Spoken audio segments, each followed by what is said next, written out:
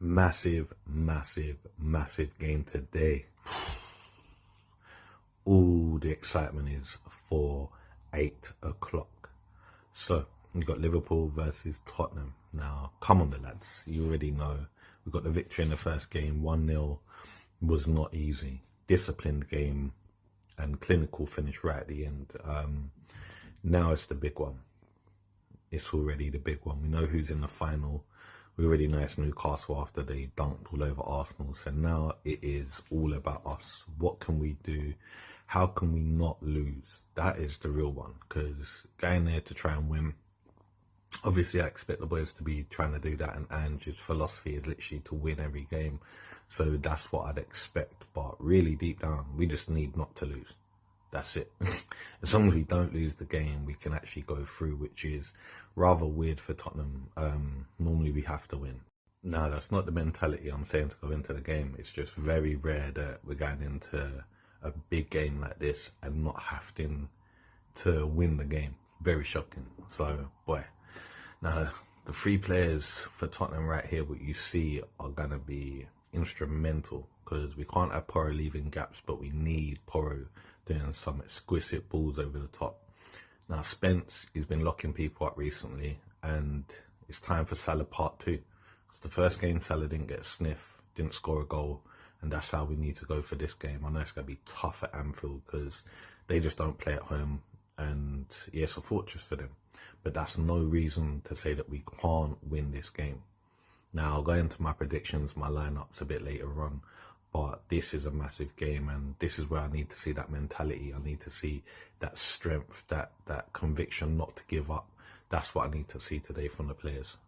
So this is the lineup I think Ange will go for. I think he'll go for Kinksky in goal. He's been reliable. Shot stopping for a couple goals, but other than that, he's actually been reliable. Like overall game is, to me, he's already our #1 keeper. Spence, I'd love to see him at right back, but let's be real. He needs to be at left back. He needs to be locking it down. I think he'll go with Davis and Danso just because they are actual natural defenders, and it'd be better to have them there than to keep playing Gray in a position he's not ready for. Well, not that he's not ready for. He's played well in it, but let's be real. He's not a centre back.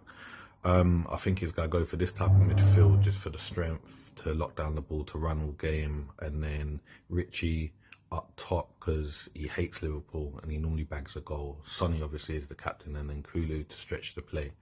That's what I think he will go with, to be honest. Yeah, I can't see him start until, because we need someone on the bench to come on because Richie can't play the whole game.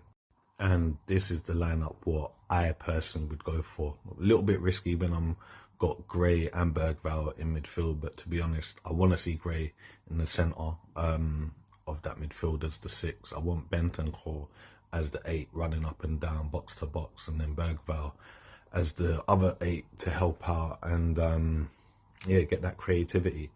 I feel like Gray's passing as well is just so much better than Basuma's, and yeah, he deserves to play in this game. So instead of bringing him on as a centre back or a right back or a left back, I'd prefer to see him in his natural position in midfield. I've gone for Kulu as the false 9, just so we've got someone who can hold the ball up top. Richie, he just doesn't do that at all for me. And then Till and Son can be cutting inside. They can swap in flanks. They can move about a lot more. That's me personally. That's what I would like to see. Yeah, I just feel it just gives us a bit more fluidity up front with the movement. It helps Kulu drop back into midfield if need be, but it doesn't lose the width as well. Because when he likes to cut inside, sometimes we lose that width, what then makes Porro push up the pitch. It's just, it leaves unneeded gaps. And then it gives the options for subs as well. You can bring Saul on, you can bring Basuma on.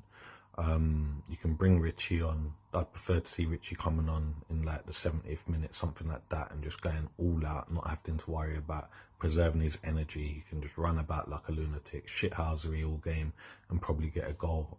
But yeah, that's me personally what I'd like to see. But yeah, I don't think that will happen. Prediction wise for the game, we're already winning 1-0. I'm going to say 2-2. I'm going to say 2-2. Or 1-1, yeah, or it might even be like a 3-3. and I know these are crazy scores, but I expect Liverpool to score goals. And to be honest, I expect us to score goals.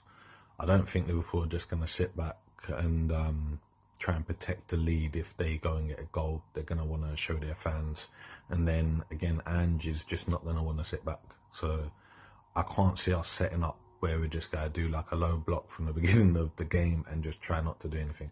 I think we're going to try and play our ball, and then if we get beat at it, we get beat at it. But they need to beat us, whereas we don't have to beat them. It's this whole different pressure line on the game. So yeah, it's going to be an interesting watch. Normally I'd say Liverpool beat us at home or at their ground, because they normally do. I think we've only had 2 wins there, but for some reason I just can't see us losing there today. I've just got that feeling that we're just going to be all out, solid, compact. Certain players going to want to show themselves to the world today.